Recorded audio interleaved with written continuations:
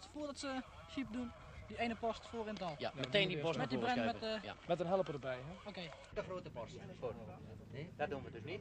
Dus u kunt de benedenrand nemen, en dat zal ook het enige zijn wat nog leeft van de vijand. Ja, maar bovendien, daar En hebben dat we kan veel die infanteel interieurs in bij stelling staan en zij hebben Ja. die interieurs genomen. Zie je wel? En de tanks kunnen er doorheen.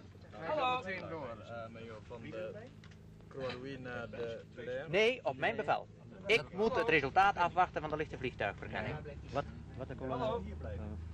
Ja, ik vermoed wel dat nou, een heel klein percentage, want het doel is vrij klein, een heel klein percentage in leven zal blijven. Althans die nog vervelend kunnen zijn. Ja, bovendien heb ik nog Maar voldoende- daar hebt u uw tanks voor en die... En ik heb nog flankerende vuren. En die heb je flankerende vuur. Maar bovenop die top leeft niks meer. Op die top niets Als meer, dat dat kunt een u, goed dat springt, kunt dan u leeft er niks meer. genoeg, want die top die is vrij vlak. Dus daar ligt beslist geen kip meer. Nou goed, als Dus u dat zegt dat kan die niet A-bom 90% van de 90% dat is de Tulaire berekening niet uitschakelt. waar. En dan hangt het natuurlijk helemaal van alle weersomstandigheden af. Maar ik geloof wel dat we dit met succes kunnen tegemoet zien. Het zal wel lukken. We komen van een goede richting. Ja, daarom. Ik geloof dat er verder geen problemen zijn. Dus we krijgen dus de 8 inch met een 1 KT. 8:30. Mag ik uw tijd weten?